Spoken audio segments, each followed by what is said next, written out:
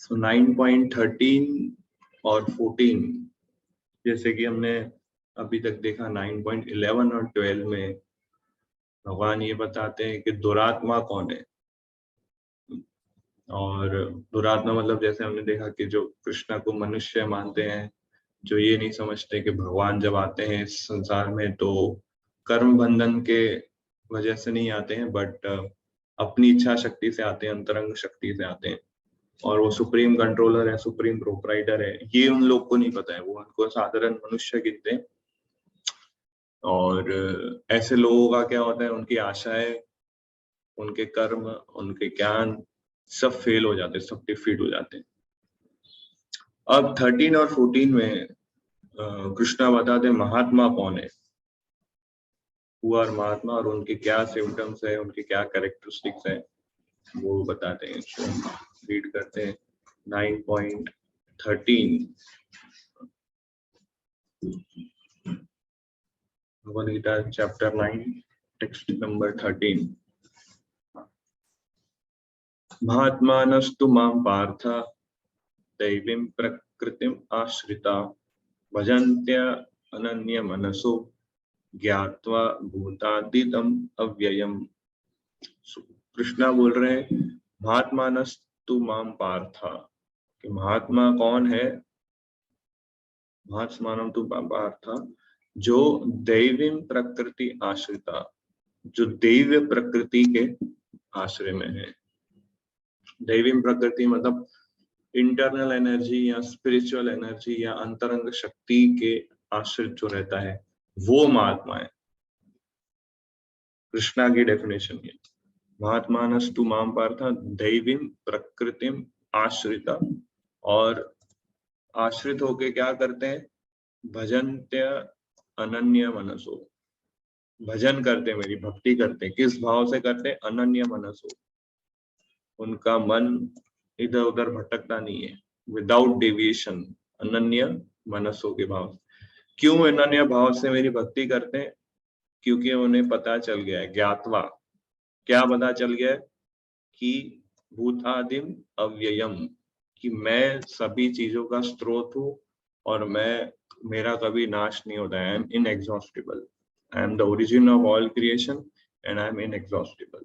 सो ये महात्मा की डेफिनेशन बताते हैं कि जो महात्मा लोग होते हैं वो डिवाइन प्रकृति, डिवाइन नेचर के संरक्षण में, आश्रय में रहते हैं, भगवान के शरणागत होते हैं।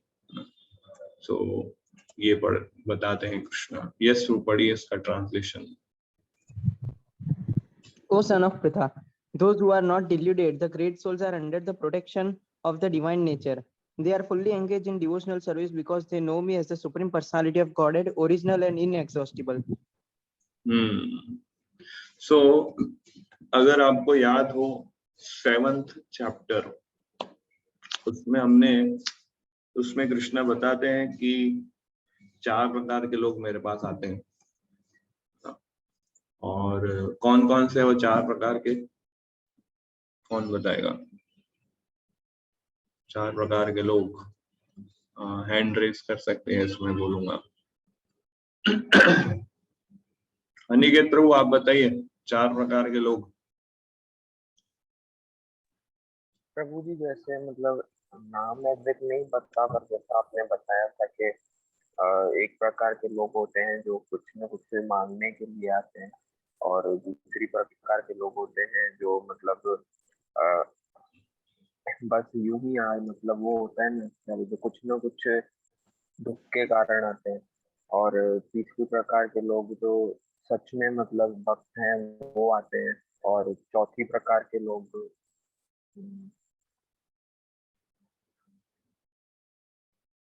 पहले होते हैं जो दुखी होते हैं वो, दूसरे जो धन की इच्छा रखते हैं वो, तीसरे जो जिज्ञासु होते हैं वो, और चौथे जो ज्ञानी होते हैं। तो 4 प्रकार के लोग कृष्णा के पास आते हैं, ये 4 कस्टमर है कृष्णा के, ऐसा कृष्णा बताते हैं। अब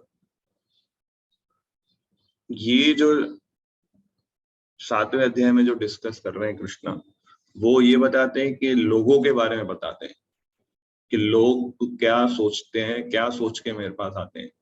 ठीक है, ये जो सेक्शन है 11वें श्लोक से 15वां श्लोक, जिसमें दुरात्मा और महात्मा दोनों के बारे में बताते हैं, ये इसमें कृष्णा क्या बोलते हैं कि लोग मेरे बारे में क्या सोचते हैं, है डिफरेंस। उसमें बोलते हैं कि लोग की मेंटालिटी क्या है, और ये सेक्शन में बताते हैं कि लोग मेरे बारे में क्या मेंटालिटी रखते हैं, मेरे बारे में क्या सोचते हैं।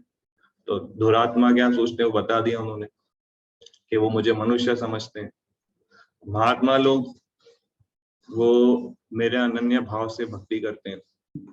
तो ये डिफरेंस है, इसलिए 7वां अध्याय और 9वें अध्याय में लगभग सेम प्रकार की चर्चा हुई है, पर 9वें अध्याय में कृष्णा को फोकस करके ज्यादा चर्चा हुआ है, ताकि भक्ति का गुणगान और बढ़े, न ग्लोरीज ऑफ भक्ति ज्यादा इस पे फोकस किया है।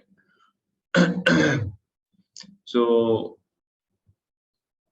जैसे हम बोलते हैं महात्मा, तो महात्मा हम लोग बोलते हैं महात्मा जो होते हैं, जनरली हम लोग महात्मा मतलब क्या समझते हैं, जो अच्छा काम करे समाज के लिए। और जैसे एक बार एक जहाज जा रहा था, शिप, समुद्र जहाज, और वो डूबने वाला था कुछ, तो एक व्यक्ति सबकी जान बचा रहा था, सबको लाइफ सेविंग बोट में ट्रांसफर कर रहा था कि आप भी जाओ, आप भी जाओ, आप भी जाओ, सबको ऐसे ऐसे करके भेज रहा था। और वो खुद भी, पर उसको कैसा है कि बोट बहुत कम थी और उसको खुद को बचाने के लिए जगह नहीं थी, तो सबको बचाने के चक्कर में वो खुद डूब गया और मर गया। तो समझते हैं लोग क्या कि ये महात्मा था कि उसने सबकी जान बचाई, पर महात्मा की definition as per Bhagavad Gita ये नहीं है, क्योंकि ये शरीर के स्तर पर है। महात्मा की डेफिनेशन इस श्लोक में कृष्णा क्या बताते हैं, वो जिसने डिवाइन एनर्जी की शरण ली है, श्रीमती राधा रानी की शरण ली है, इंटरनल एनर्जी की शरण ली है, वो महात्मा है। महात्मा लोग शरीर के स्तर पे कार्य नहीं करते। सो आजकल के लोग जो समाज का कार्य करते हैं उसको महात्मा बोलते हैं, पर वो डेफिनेशन नहीं है, कृष्णा वो नहीं बोल रहे हैं। महात्मा मतलब जो अनन्य भाव से 24 आवर मेरी भक्ति करता है, मेरा चिंतन करता है, मेरा स्मरण करता है, वो महात्मा है। सो कृष्णा की जो अंतरंग शक्ति है उसके इन्फ्लुएंस में रहता है। जनरली हम लोग सब बहिरंग शक्ति के प्रभाव में, पर महात्मा वो जो अंतरंग शक्ति के प्रभाव में। ये सब लोग जो है वो बहिरंग शक्ति के प्रभाव में आके कार्य करते हैं, तो उनको लोग महात्मा बोलते हैं। एक्चुअली वो महात्मा नहीं है। तो बिना कोई डेविएशन के, है ना, बिना कोई कंफ्यूजन के, ऐसे महात्मा लोग दृढ़ता पूर्वक भक्ति में लगते हैं। एंड परपोर्ट में प्रभुपाद बताते हैं internal characteristics of Mahatma. So he is already situated in the protection of divine nature. कैसे? भगवान की शरण लेके। एक्चुअली महात्मा वर्ड कृष्णा बहुत बार यूज करते हैं भगवत गीता के अंदर। कोई और सा श्लोक याद है आपको जिसमें कहीं महात्मा शब्द यूज किया हो किसी को? अरविंद प्रभु, महात्मा शब्द श्लोक किया हो ऐसा कुछ?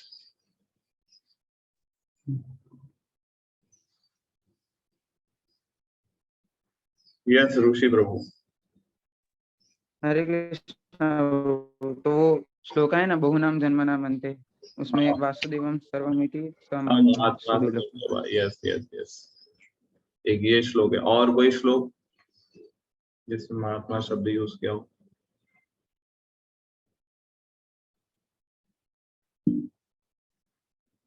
आठवें अध्याय में आता है, जो 8.14 है कि 8.13 है गीता में,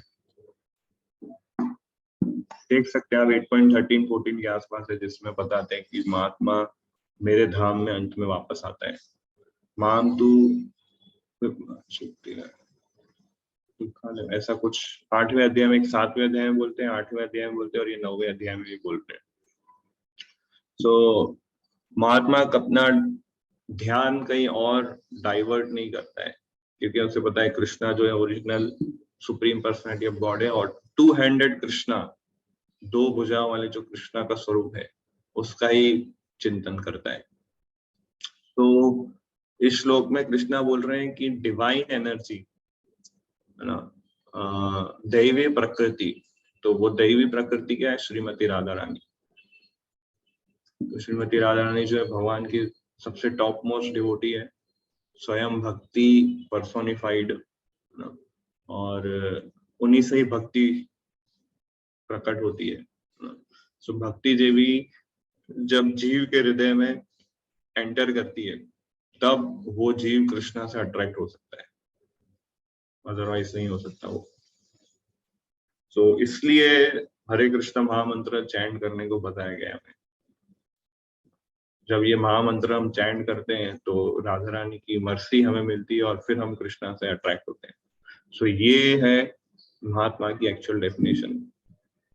एंड प्रभुपाद इसी श्लोक के लेक्चर में बहुत अच्छे पॉइंट्स बताते हैं, हम वो पॉइंट्स को पढ़ते हैं। ये उन्होंने लेक्चर दिया था 23 नवंबर 1966 न्यूयॉर्क में इस श्लोक के ऊपर। तो कुछ पॉइंट्स में वो लेक्चर सुन रहा था तो उसमें कुछ पॉइंट्स मैंने हाईलाइट किए। तो बहुत अच्छा क्लास दिया था उन्होंने। तो हाईलाइट पॉइंट पढ़ सकते हैं। महात्मा के बारे में बताते हैं Prabhupada. Yes, Mahatma means one who has enlarged his heart. Enlarged his heart. Oh, everything belongs to God, and I also belong to God. He is Mahatma. Mahatmanas tu mam partha. My dear Arjuna, these Mahatmas, they are not in under the control of this material nature. One who can think that everything belongs to God and I also belong to God. Therefore, the supreme proprietor is God. Everything should be engaged in his service. This is the qualification of Mahatma. Broader. God is great and his heart is also become great for serving the great. He is Mahatma. तो महात्मा प्रभुपाद क्या बोल रहे हैं?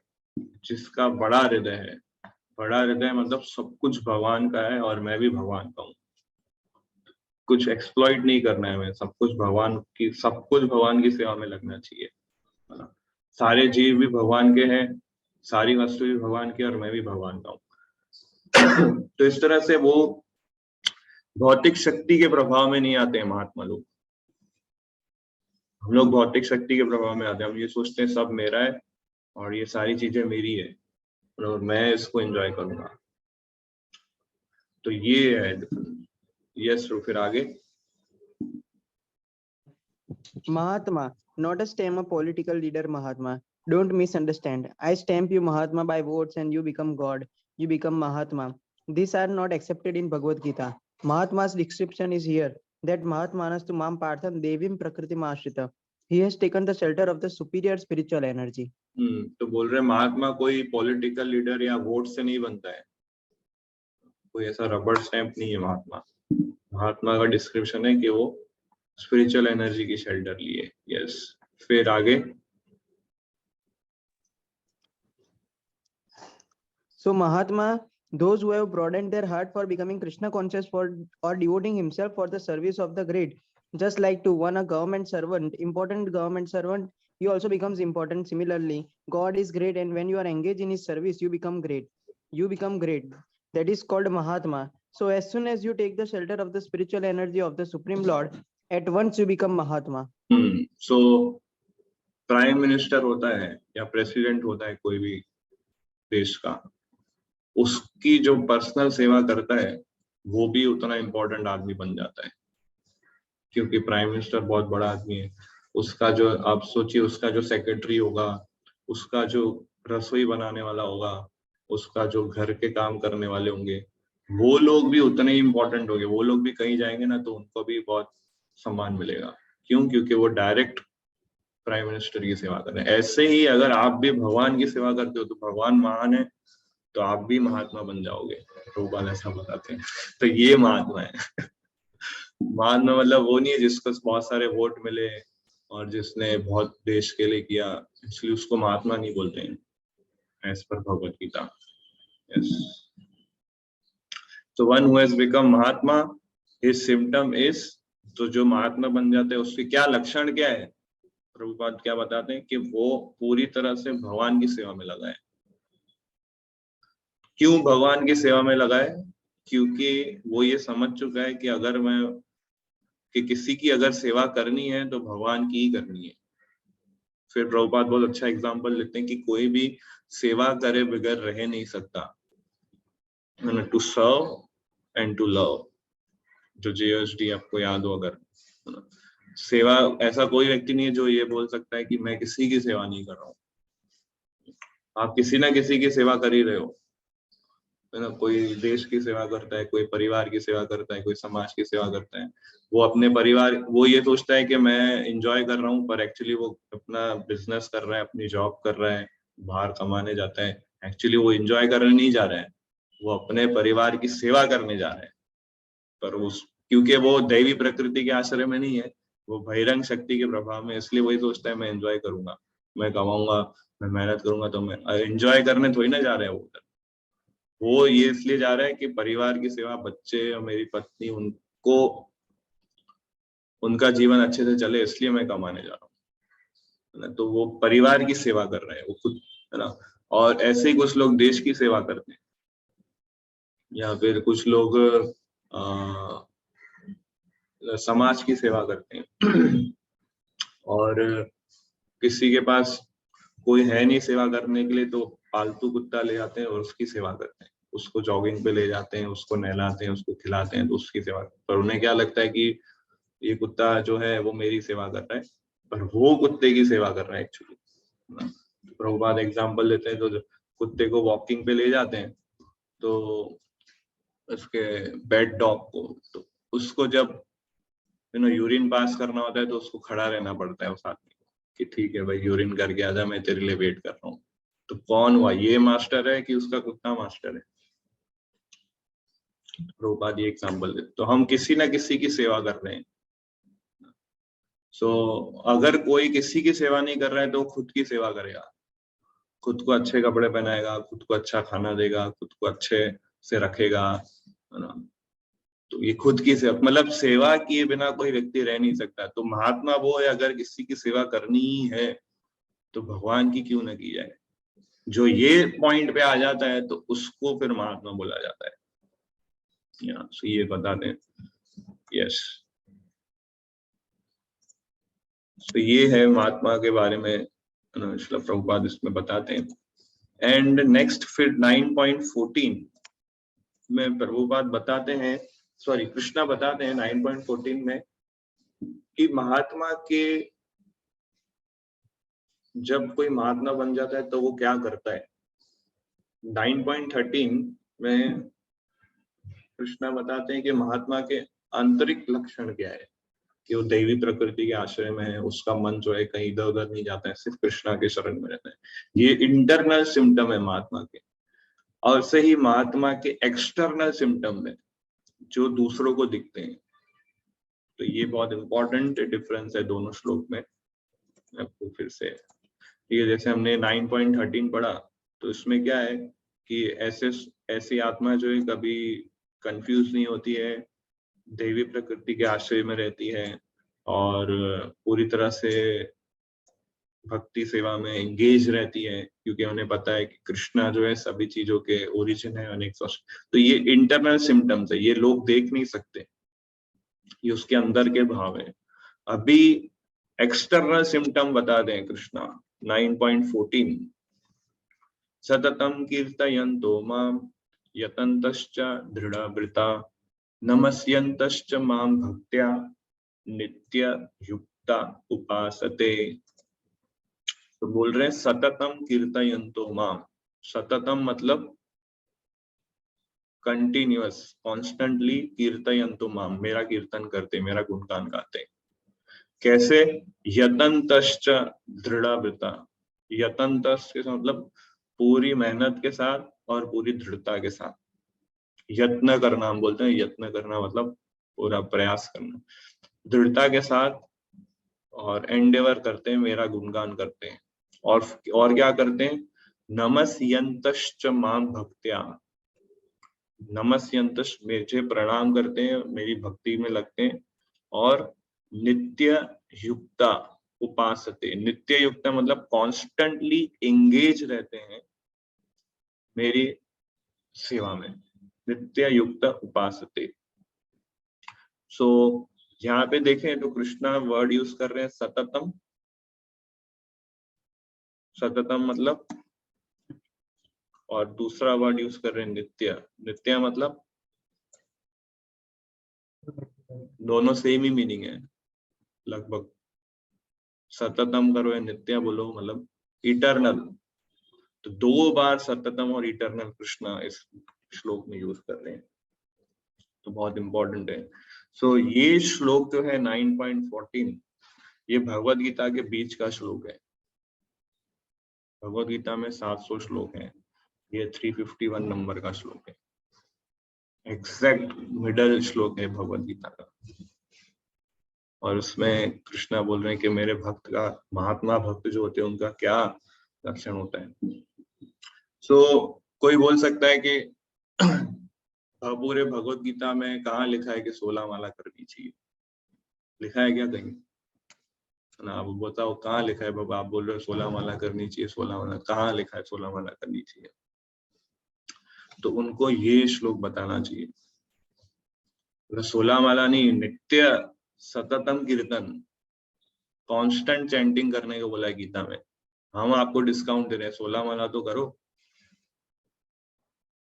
आप तो वो भी नहीं कर पा रहे हो, तो गीता का हम क्या बताएं आपको? तो 16 माला करो, प्रैक्टिस करो, फिर हम आपको थोड़ा और बताएंगे। तो सततम कीर्तयन्तु माम, ये शुरू पढ़िए इसका translation. Always chanting my glories, endeavoring with great determination, bowing down before me, these great souls perpetually worship me with devotion.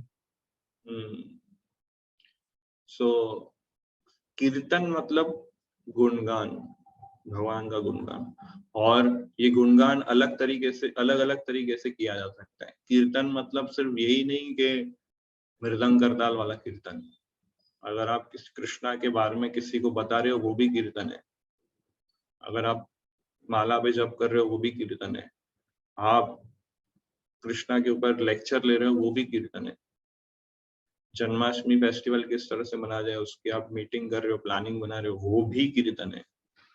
सततम कीर्तन तुम आप। सो कृष्णा के रिलेटेड जो कुछ भी है, जो भी आप डिस्कस कर रहे हो दूसरों से, वो सब कीर्तन है। सो भगवत गीता ज्यादा डिटेल में कृष्णा ने अर्जुन को नहीं बताया, अर्जुन को सिर्फ यही बताया कृष्णा ने कि ये भक्ति वाला पाथ है, इसको एक्सेप्ट करो। डिटेल जो है वो श्रीमद् भागवतम के अंदर है, उसमें तो सिर्फ इतना एक लाइन में ही पूरा सिर्फ बताया है कि भक्ति पाथ में क्या होता है, और इसका डिटेलिंग जो है वो श्रीमद् भागवतम के अंदर आता है। सो इसलिए कीर्तन को समझना बहुत इंपॉर्टेंट है। कीर्तन शब्द मतलब आप कुछ भी कृष्णा से कनेक्टेड करके आप लोग रीडिंग कर रहे हो साथ में बैठ के कृष्णा के विषय, वो भी कीर्तन है। तो एक बार प्रभुपाद जी अपने एक शिष्य के साथ डिस्कस कर रहे थे कि वैज्ञानिक लोगों को किस तरह से प्रचार करें। तो वैज्ञानिक लोग जो होते हैं, भक्ति स्वरूप दामोदर महाराज थे, वो साइंटिस्ट थे, उनके एक डिसाइपल। तो प्रभुपाद बहुत कुछ वैज्ञानिकों के ऊपर बोल रहे थे कि वैज्ञानिक लोग इस तरह से हैं, वैज्ञानिक लोग ये गलती करते हैं, वो गलती करते हैं, इस तरह से दूसरे जीवों को मिसगाइड करते हैं। तो अलग अलग ऐसे बहुत लंबे समय तक डिस्कस कर रहे थे। तो उनका एक सेवक आया वहां, उन्हें लगा प्रभुपाद इतना बोल रहे हैं तो थक गए होंगे, तो सेवक आया उनके पास और बोले प्रभुपाद आप शायद थक गए होंगे, तो थोड़ा भी कीर्तन कर ले क्या? तो प्रभुपाद एक्चुअली थोड़े बीमार भी थे उस समय और बहुत भूल गए और बहुत थोड़ा एग्जॉस्ट, उन्हें उस सेवक को ऐसा लगा। सो प्रभुपाद ने उसको तुरंत कहा कि एक्चुअली जब उसने कहा कि प्रभुपाद थोड़ा कीर्तन कर ले अभी, तो प्रभुपाद ने उनको कहा तो अभी हम लोग क्या कर रहे हैं? प्रभुपाद ने बोला क्या हम लोग ये इलिसिट सेक्स कर रहे हैं, ऐसा बोला प्रभुपाद। कन्वर्सेशन में पढ़ रहा था ये। तो ये भी कीर्तन है, प्रभुपाद ऐसा बोले। सो कोई भी डिस्कशन कृष्णा की सेवा से रिलेटेड है वो उसे कीर्तन बोला जाता है। और festival discussion, program, book distribution भी कीर्तन है। क्यों? क्योंकि आप बुक्स को जिसमें कृष्णा का ग्लोरीज है वो गुणगान, सततम कीर्तयन्तो माम, कृष्णा की ग्लोरीज आप दे रहे हो दूसरों को, वो भी बुक डिस्ट्रीब्यूशन, वो बुक डिस्ट्रीब्यूशन भी कीर्तन है। बट कैसा है कि जब हम मैनेजमेंट करते हैं या मीटिंग करते हैं, कृष्णा की प्लानिंग करते हैं, उसमें हम डायरेक्टली कृष्णा का स्मरण हमारे लिए नहीं हो पाता है। इसलिए कृष्णा कथा सुनना, भगवद गीता सुनना हमारे लिए आवश्यक है। हम ये नहीं बोल सकते कि मैं सारा दिन मीटिंग और मैनेजमेंट करूंगा, लेक्चर वेक्चर सब सुनने की आवश्यकता नहीं है, ये भी कीर्तन है वो भी कीर्तन है, तो क्या फर्क पड़ता है। पर क्योंकि हम दैवी प्रकृति आश्रित नहीं है, हम बहिरंग शक्ति के प्रभाव में है, इसलिए हमें डायरेक्ट कृष्णा कथा सुनना, डायरेक्ट कृष्णा के बारे में बोलना हमारे लिए आवश्यक है। उसको हम रिप्लेस नहीं कर सकते ये बोल के सो 4 सिम्टम इसमें बताते हैं। सो ये एक्सटर्नल एक्टिविटीज ऑफ महात्मा। इसमें हमने देखा इंटरनल कैरेक्टरिस्टिक्स ऑफ महात्मा 13 के अंदर। 14 के अंदर एक्सटर्नल कैरेक्टर, सततम कीर्तयन्तो माम यतन्तश्च दृढ़ाविता के, यतन्तश्च दृढ़ाविता मतलब चाहे कितना भी उसके जीवन में ऑब्स्टिकल आए, कंटिन्यू करेगा अपनी सेवा। जैसे प्रहलाद महाराज है, कितने कष्ट भेजे हिरण्यकशिपु ने, सांप के बीच में डाल दिया, खाई से नीचे गिरा दिया, फिर हाथी के नीचे कुचलने का प्रयास किया, उसको जहर दे दिया, उसको अग्नि में डाला। यतन्तश्च दृढ़ाविता, कंटिन्यू प्रहलाद महाराज। फिर नमस्यन्तश्च माम भक्त्या, कि मुझे प्रणाम करते हैं, नमस्यन्तश्च माम भक्त्या, नित्य युक्त उपासते, और कॉन्स्टेंटली नित्य युक्त मेरी सेवा में लगते हैं। मतलब ऐसे भक्त लोग कंटिन्यूअस ये प्लानिंग करते रहते हैं कि मेरा गुणगान कैसे फैले। जैसे हम प्रीचिंग का प्लानिंग करते हैं, फॉर एग्जांपल जैसे हम लोग प्लान कर रहे हैं कि जीएसटी में कैसे रजिस्ट्रेशन बढ़े, कैसे क्या क्या सेवा कौन कौन करेगा, क्या क्या बैकएंड में है, क्या क्या फ्रंट एंड में है, ये सब कुछ कीर्तन में आता है। इसलिए इसको आप कॉन्शियसली ये सेवा करो, ये एज पर भगवद गीता ये सब कीर्तन में आता है। नित्य युक्त उपासते, जो भक्त कंटिन्यूअस ये प्लानिंग करता है किस तरह से बुक डिस्ट्रीब्यूशन को बढ़ाया जाए, किस तरह से प्रीचिंग को बढ़ाया जाए, किस तरह से नए लोग को छोड़ा जाए, तो एज पर भगवद गीता ये सब महात्मा के लक्षण है, ये सब महात्मा के लक्षण, और ये हमें करना चाहिए। परपोर्ट में प्रभुपाद बहुत सारी चीजें बताते हैं कि हमेशा वो भगवान के नामों का कीर्तन करता है, भगवान का गुण, भगवान का नाम का कीर्तन, भगवान के गुण का कीर्तन, भगवान की लीला का कीर्तन, भगवान के रूप का कीर्तन। अलग अलग प्रकार के कीर्तन होते हैं, नाम कीर्तन, फिर रूप कीर्तन, फिर गुण कीर्तन, फिर लीला कीर्तन। नाम रूप गुण लीला, 4 चीजें, 4 प्रकार के। जैसे अभी हम डिस्कस कर रहे हैं, है ना, सो ये उपदेश है भगवान के विषय के, भगवान का उपदेश क्या है वो हम डिस्कस करें, तो ये भी कीर्तन है। और डिटर्मिनेशन के साथ वो करता है ना, जैसे एकादशी का उपवास है, फिर किसी का आविर्भाव तिरुभाव दिवस है उसका उपवास है, इस डिटर्मिनेशन के साथ नियमों का पालन करता है, रूल्स एंड रेगुलेशन। मुझे प्रणाम करता है, चाहे वो कोई भी अवस्था में हो, कोई भी तपस्या कर रहा हो, he always bow down before me and perpetually worshiping Krishna with devotion। और महात्मा कैसे बना जाए, प्रभुपाद बताते हैं महात्मा कैसे बन सकता है, जब वो दूसरे महात्माओं के संग में आता है, तब वो महात्मा बनता है। When he take association of other mahatmas, he become Mahatma.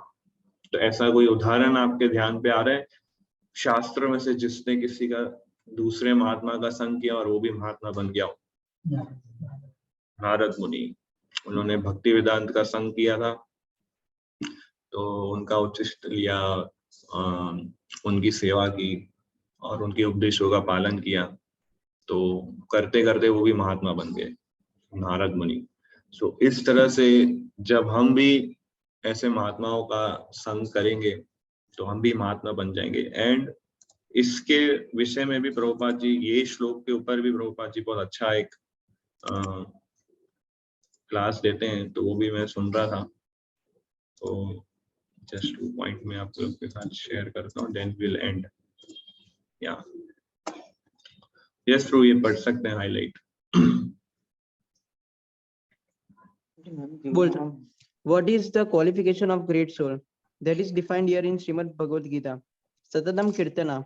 He is engaged 24 hours in glorifying the Lord. This is also Kirtana. Just like we perform Kirtan with musical sound, this is also. This Bhagavad Gita reading. Yes. हाँ पढ़िए, continue. This Bhagavad Gita reading is also Kirtan, and when you write something about God, that is also Kirtan. Kirtan means the Sanskrit word is Kirtaye iti, glorifying. So anyway, when you glorify the Supreme Lord, Kirtan does not mean that you can glorify anyone or everyone. No, that is not Kirtan. Kirtan is defined in the Shastra as Shravanam Kirtanam Vishnu. You have to hear and chant about the Supreme Lord. If you perform some musical performances glorifying some of your friends or some of your leaders, that is not Kirtan. That is not Kirtan. तो कीर्तन मतलब गुणगान गाना। किसका गुणगान गाना? श्रवणम कीर्तनम विष्णु, विष्णु का गुणगान, कृष्णा का गुणगान। ये शास्त्रों में बताया कि ऐसा नहीं कि आप कुछ गाना गा रहे हो और अपने दोस्त का गुणगान कर रहे हो, वो भी कीर्तन हो गया, या किसी लीडर का किसी पॉलिटिकल लीडर का गुणगान गा रहे हो, वो भी कीर्तन। मतलब वो नहीं, गुणगान करना है पर कृष्णा का गुणगान हो, उसी को कीर्तन बोलते हैं। कोई सामान्य जीव का अगर आप गुणगान गा रहे हो, उसको कीर्तन नहीं बोलते। भक्तों का गुणगान गा रहे हो, वो भी कीर्तन है। गुरु का गुणगान गा रहे हो, वो भी कीर्तन है। Yes. Here it is also stated, Satatam Kirtayanto Mam. The Lord says, one who is glorifying me, not anyone else. Sometimes you are misled that we can glorify anyone of my imagination and that goes to God. No, here it is specifically mentioned, Satatam Kirtayanto Mam. And Kirtan means glorifying the Lord. तो कीर्तन मतलब भगवान का गुणगान गाना।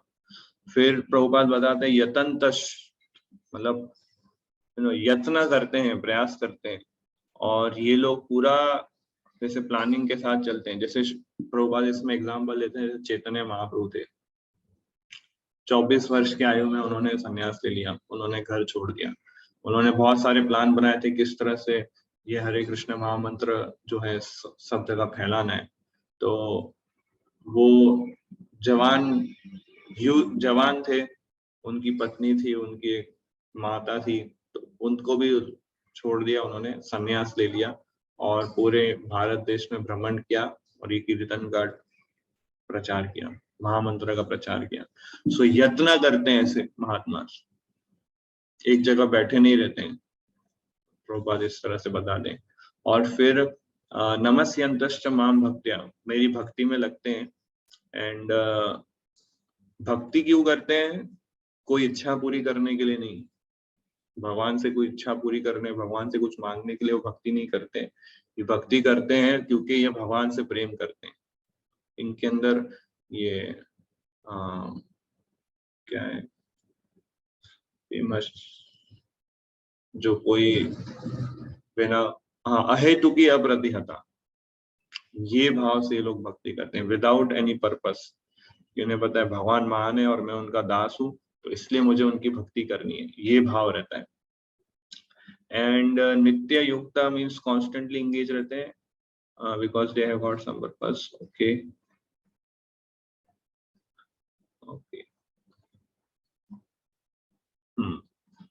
Yes, बस ये चीजें।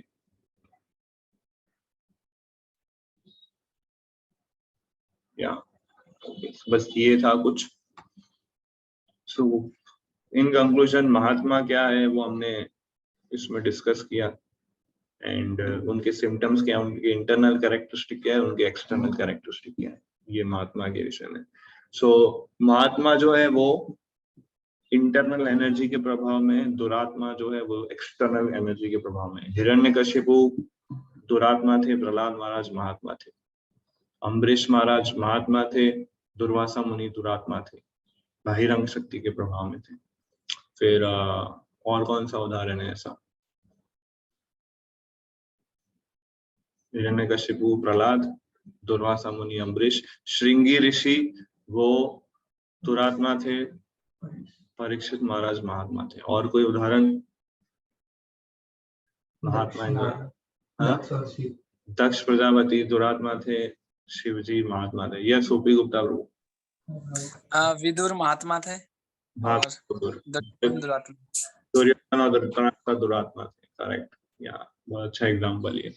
और कौरवास और पांडवास। यस। और विभीषण जो थे वो महात्मा थे, रावण जो थे दुरात्मा थे। करेक्ट। और अच्छे अच्छे एग्जाम्पल्स दे रहे हैं आप सब।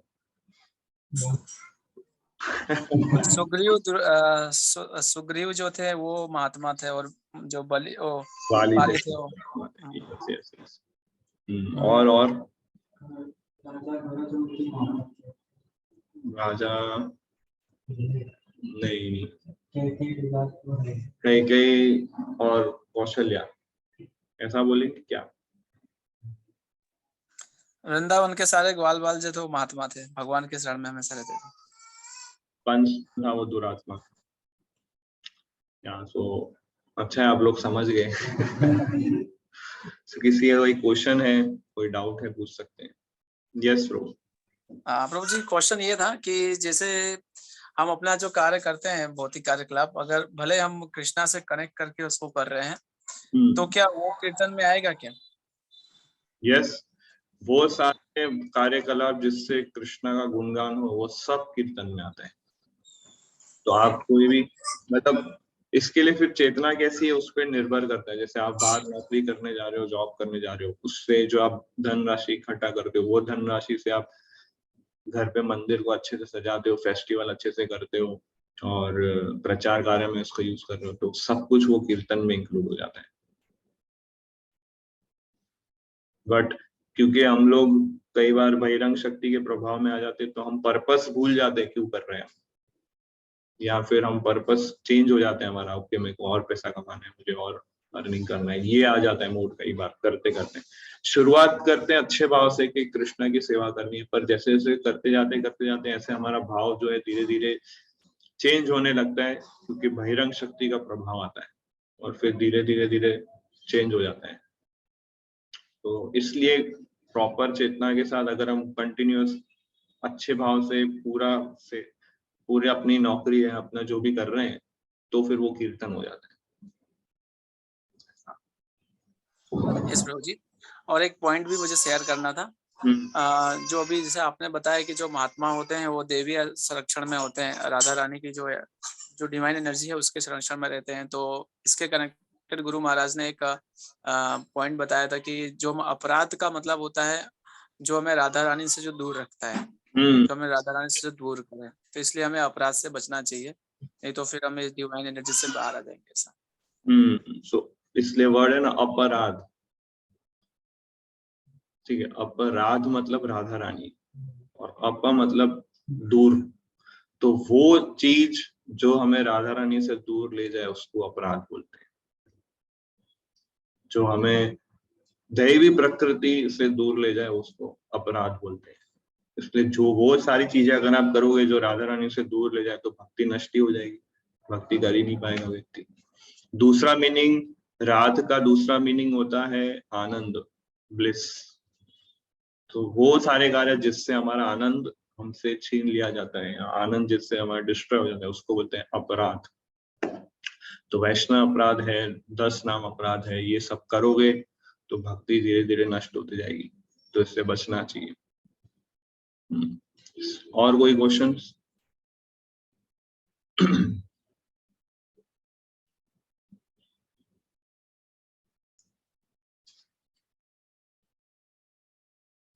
ओके, तो यहाँ एंड करते हैं। श्रीमद् भगवत गीता की, श्रीला प्रभुपाद की जय।